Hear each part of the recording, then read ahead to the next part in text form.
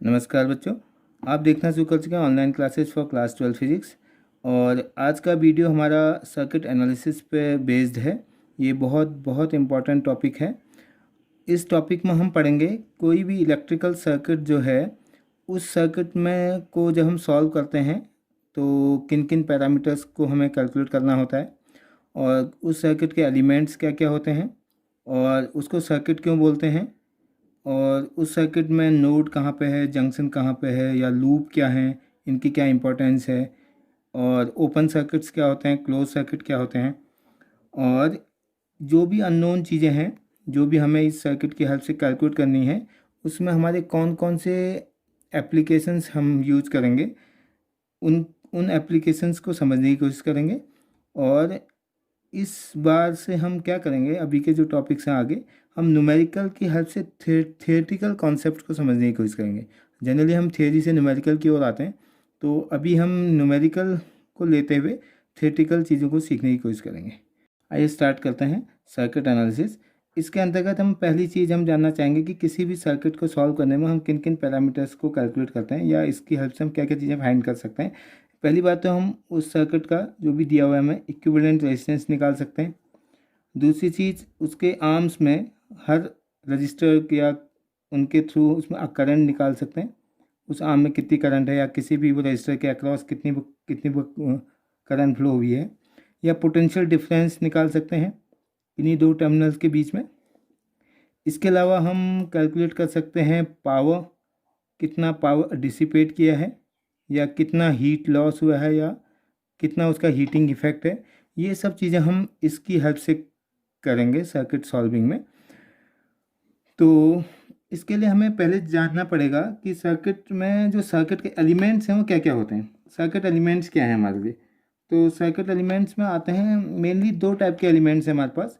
एक है यहाँ पर हम जो बात करेंगे इस चैप्टर में, यहाँ पर सारी की सारी जो सर्किट जो इलेक्ट्रिकल सर्किट हैं वो डायरेक्ट करंट से स्टार्ट होंगी। मतलब उसका सोर्स जो होगा वो डीसी सोर्स होगा। तो इस डीसी सोर्स के हिसाब से अगर हम बात करें तो दो टाइप के एलिमेंट्स हैं। कुछ एलिमेंट्स क्या हैं, एक्टिव एलिमेंट्स, और कुछ एलिमेंट क्या हैं, पैसिव एलिमेंट्स। एक्टिव एलिमेंट्स वो एलिमेंट्स माने जाते हैं जो उस सर्किट में कंटिन्यूसली एनर्जी सप्लाई भी कर रहे हैं, जो उस सर्किट को बनाए रखने के लिए उसमें कंटिन्यूसली एक्टिव है। एक्टिव होने का मतलब वो एनर्जी सप्लाई कर रहे हैं, जिनसे हमारा सप्लाई होता है। तो उसमें कौन से आते हैं? अगर डीसी सप्लाई है तो हमारे पास या तो सेल हो सकता है, या हमारे पास क्या हो सकता है, उसका कुछ ईएमएफ होगा, या तो हमारे पास कोई बैटरी होगी, है ना। अगर बैटरी होगा तो उसका कोई ना कोई वोल्टेज होगी। तो ये दो हमारे एक्टिव एलिमेंट्स हैं किसी भी सर्किट के, ठीक है। तो पैसिव एलिमेंट्स में कौन कौन चीज़ें आती हैं? पैसिव एलिमेंट्स में मेनली हमारे पास रजिस्टर है। अगर उसका कोई उसका रेजिस्टेंस होगा, ये उसका सिंबल हो गया। दूसरा कोई कैपेसिटर हो सकता है, उसका कोई कैपेसिटेंस होगा। अगर और रजिस्टर्स है, कैपेसिटर है, तो कैपेसिटेंस होगा। इसके अलावा कोई वो इंडक्टर हो सकता है जिसका कोई इंडक्टेंस होगा, एल एल से दिखाते हैं। तो ये तीन चीज़ें हमारे क्या हैं, पैसिव एलिमेंट्स माने जाते हैं। इसमें भी खासकर देखें तो जो रजिस्टर हैं ये डिसिपेटिव टाइप के हैं। जो भी हमें सोर्स होगा उसकी वो एनर्जी इसके थ्रू डिसिपेट होगी। और capacitor and inductors are the storage devices. Capacitor में एनर्जी स्टोर होती है, जैसे मैं पहले चैप्टर में पढ़ा है, कैपेसिटर में half C V square popular formula है। और इसी टाइप से इंडक्टर जब हम पढ़ेंगे तो इंडक्टर के केस में भी एनर्जी स्टोर होती है हाफ एल आई स्क्वायर के फॉर्म में। तो ये दो जो हैं ये स्टोरेज टाइप के हमारे पास वो एलिमेंट्स हैं, ये डिसिपेटिव एलिमेंट हैं। तो जरूरी नहीं कि ये सिंगल सिंगल में हो, किसी भी सर्किट में तीनों एक साथ भी हो सकते हैं। प्योरली रेजिस्टिव भी हो सकता है, प्योरली कैपेसिटिव सर्किट भी हो सकता है, प्योरली इंडक्टिव सर्किट भी हो सकता है, और तीनों का कॉम्बिनेशन भी हो सकता है। तो ये हमारे क्या हैं, इलेक्ट्रिकल एलिमेंट्स हैं। अब आते हैं सर्किट। सर्किट और नेटवर्क क्या होता है? अब जो ये एलिमेंट्स हैं ना, एक्टिव हो या पैसिव हो, इन एलिमेंट के interconnection between electrical elements is called network. क्या? Interconnection, interconnection between electrical elements. तो इलेक्ट्रिकल एलिमेंट्स की बात हमारी होगी इनके वो कनेक्शन से, कोई भी वो कनेक्शन हो इनमें, कोई भी कॉम्बिनेशन बने, उसको ही हम क्या बोलेंगे, इलेक्ट्रिकल सर्किट बोलेंगे। जैसे मैंने एक डायग्राम बना रखा है यहाँ पे, इस पर एक बैटरी लगी हुई है, ये एक्टिव एलिमेंट है हमारे पास, और ये एक रजिस्टर है, मान लो R1 बोल देते हैं, एक रजिस्टर ये है R2, एक रजिस्टर ये है R3। R1 R2 R3 क्या है, इनके रजिस्टेंसेज हैं, तो ये भी रेजिस्टेंस है, R4 बोल दिया, एक रेजिस्टेंस ये R5 बोल दिया, एक रेजिस्टेंस ये R6 बोल दिया, ये कैपेसिटर है C बोल दिया। तो ये क्या है, inter connection between electrical element, तो इनका वो कनेक्शन है, कैसे न कैसे जोड़ जाड़ के हमने क्या बना रखे हैं, इनका एक सर्किट बना दिया, इसको ही हम बोलेंगे सर्किट, या इसी को हम बोल सकते हैं network. So network of all the active and passive elements is called the circuit. ठीक हो गया। अब ये सर्किट हमारे पास दो टाइप का हो सकता है, या तो हमारा क्या होगा, ओपन सर्किट, और या तो होगा क्लोज सर्किट। ओपन और क्लोज से क्या मतलब है, यहाँ पे ओपन सर्किट का मतलब दो टाइप से होगा, अगर इलेक्ट्रिकली ओपन और इलेक्ट्रिकली क्लोज। जैसे स्विच अभी ऑफ है, ये इसका स्विच ऑफ है, तो इसका मतलब बीच में क्या है, एयर है, एयर होगा तो उसका वो रेजिस्टेंस वो इन्फाइनाइट होता है, तो इसका मतलब इसमें इसके करंट सप्लाई नहीं हो रही, करंट सप्लाई नहीं हो रही, तो ये इसका मतलब क्या है, ओपन सर्किट है। So this circuit will be told as open circuit when switch is off. Switch off होगा तो ओपन सर्किट होगा, कोई भी करंट पास नहीं होगी। जैसे ही ये स्विच को हम ऑन कर देंगे तो अब ये कंप्लीट क्लोज पाथ है। क्लोज पाथ होने का मतलब करंट सप्लाई होगी हायर पोटेंशियल से लोअर पोटेंशियल की ओर, आई करंट जाएगी, यहीं से आई लौट के आएगी। तो ये आई करंट वाला जो प्रॉब्लम, ये मामला है, ये इसको क्या बना दे रहा है, इसको क्लोज सर्किट बना दे रहा है। तो open and close in terms of electricity, if electricity is not supplying, तब उस केस में उसको ओपन बोलेंगे, जब करंट सप्लाई हो रही तो क्लोज सर्किट बोल देंगे। इसी को दूसरे सेंस में भी बोलते हैं बहुत बार। अगर ज्योमेट्रिकली देखें तो ये क्या क्लोज सर्किट है, ये जो कंप्लीट है, या यहाँ से स्टार्ट होकर यहाँ पर हो रहा है, ये कंप्लीट हो रहा है, so this is called close circuit. और दूसरा वाला क्या है, इसको हम बोलेंगे ओपन सर्किट। ओपन सर्किट का मतलब यहाँ से स्टार्ट हुआ, ये खुला एंड है, ये भी किसका ओपन एंड है, ये भी ओपन एंड है, तो ये तीनों क्या हो जाएंगे हमारे पास, ये एक टाइप से ओपन एंड है, इसमें L है, C है, R है, LCR। So this circuit is called open circuit geometrically, and this is called close circuit. So open और क्लोज का कॉन्सेप्ट आपको समझ में आ जाना चाहिए। अब हम आते हैं चौथी चीज, नोड क्या होता है ना, नोड और जंक्शन।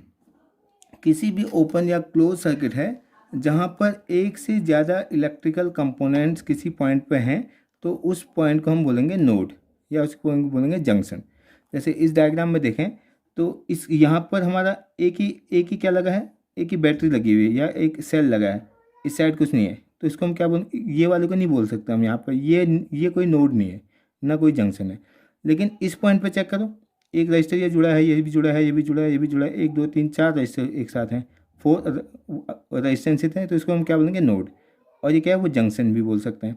ऐसे यहाँ पर देखो, एक वायर ये दो हैं ही कम से कम, तो मिनिमम जहाँ पर दो इलेक्ट्रिकल एलिमेंट जुड़े होंगे, उस पॉइंट को हम क्या बोलेंगे, नोड और जंक्शन बोलेंगे। तो जिसके अगर नॉमेनक्लेचर करें ABCDE, तो इसमें हम देख सकते हैं A हमारा नोड है, B पे भी 1 2 3 4 3 एटलीस्ट 3 तो हैं, B पॉइंट हो गया, इस पर देखो E वाला हो गया, ये सब क्या है, नोड्स हैं।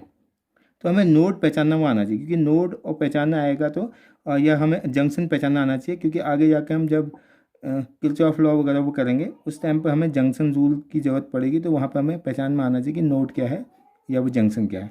इस पॉइंट पर भी देखो, ये कोई जंक्शन नहीं, ये भी नहीं, ये भी नहीं है, यहाँ पर जंक्शन है, यहाँ से भी है, यहाँ से भी है, यहाँ से, तीन चीज़ें एक साथ जुड़ी हुई हैं। तो अगर मैं O पॉइंट बनाऊँ तो ये O भी क्या होगा, एक जंक्शन है। ठीक है, अब आते हैं पाँचवीं चीज़, वो हमारे पास है loop. What is loop? Loop क्या है, बहुत बार लूप बोलते हैं, बहुत बार मैश भी बोलते हैं। तो लूप का मतलब एक क्लोज इलेक्ट्रिकल सर्किट होगा, उस सर्किट के अंदर क्लोज पाथ जो होगा उसको हम बोलेंगे लूप। तो अगर इस डायग्राम में देखें तो AEBM बोल रहा हूँ, इसको मैं N बोल दूँ, मान लो ANEA, ये भी क्या है, एक क्लोज पाथ है, तो ये क्या बन जाएगा, एक लूप हो जाएगा। और लूप बड़ा भी हो सकता है, ADE है, मान लो ADECBA, ये क्या है, एक लूप है। तो क्लोज लूप जो होगा उसको हम बोलेंगे लूप। और मैश जनरली हम बोलते हैं जहाँ पर स्मॉलेस्ट लूप, मतलब जैसे लूप बड़ा भी हो सकता है, लूप के अंदर छोटे छोटे लूप भी हो सकते हैं, लेकिन मैश क्या है, एक छोटा सा पार्ट, उसको हम क्या बोलते हैं, मैश बोल दिया। तो एक लूप का नाम मैं लिखूँ, मान लो ADECBNA,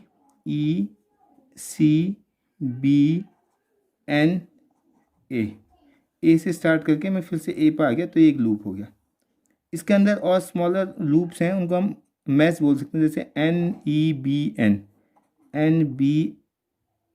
NEBN, ये क्या है, लूप हो गया, ये क्लोज होगा, मतलब तो क्लोज होगा तो उसको लूप बोल देंगे। क्लोज सर्किटल जो पाथ होगा, क्लोज जो सर्किट होगा, उसको हमने लूप बोल दिया।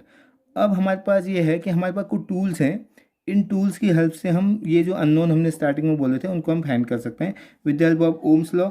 ओम्स लॉ में बताया कि V=IR, हम जब सिंपली हम सॉल्व करेंगे तो उससे हमारा आ जाएगा। या हम सीरीज और पैरेलल प्रॉपर्टीज़ का यूज़ करेंगे, है ना। रजिस्टर्स के केस में सीरीज में होता है R=R1 + R2 + R3, अगर 3 है तो 2 होंगे तो 1/R का पैरेलल में होगा तो ये series combination, parallel combination 1/R = 1/R1 + 1/R2।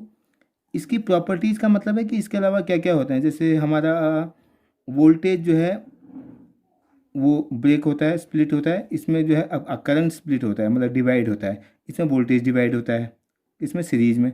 इस टाइप से जितनी भी प्रॉपर्टीज़ हैं उन प्रॉपर्टीज़ का यूज़ करके हम जो भी हमें अननोन चीज़ें हैं वो कैलकुलेट कर सकते हैं।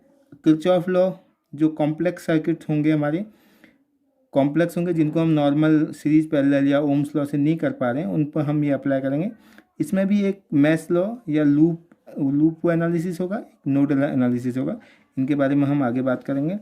और किरचॉफ लॉ में नॉर्मली जो दो लॉ हैं इसके, एक है KCL बोलते हैं, किरचॉफ करंट लॉ, जिसमें डेल्टा I = हम 0 बोलते हैं, या समीशन I = 0 बोलते हैं।